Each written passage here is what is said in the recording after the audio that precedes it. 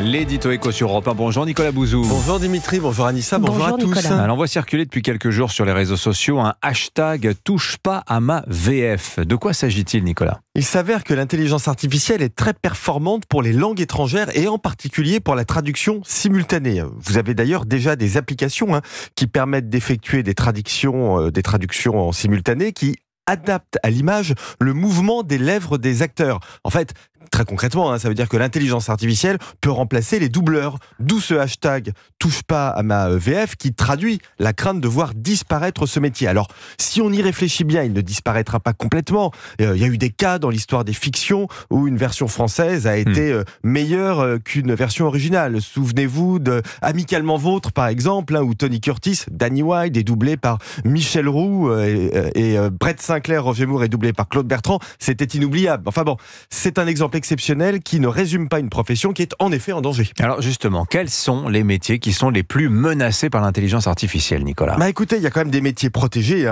Ce sont ceux qui sont créatifs, qui impliquent une relation sociale dans des environnements qui peuvent être compliqués, changeants. Il y a plein de métiers. Coiffeur en fait partie, psychiatre, commercial. Ce sont des métiers qui ne sont pas menacés a priori.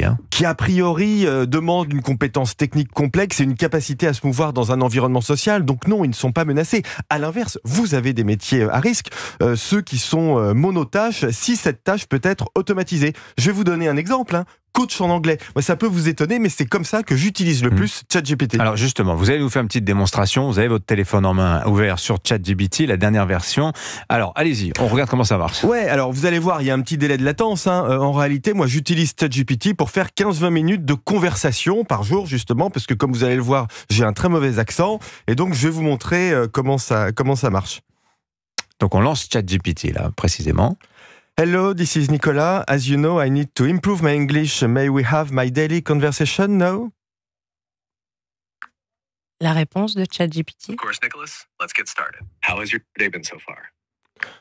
Voilà, et donc on peut comme ça avoir une conversation. Vraiment, c'est un bon coach en anglais. Oui, parce que vous pouvez régler son niveau, vous pouvez lui dire mets l'accent sur ma prononciation, vous pouvez lui dire parle plus vite ou parle moins vite, je peux le faire quand je le veux, et franchement, c'est génial, et très honnêtement, c'est quand même un problème pour ceux dont c'est le métier. Donc on vient d'assister à la disparition d'un métier en instant, c'est le coach en anglais de Nicolas Bouzou. Alors ça n'emploie heureusement pas beaucoup de personnes.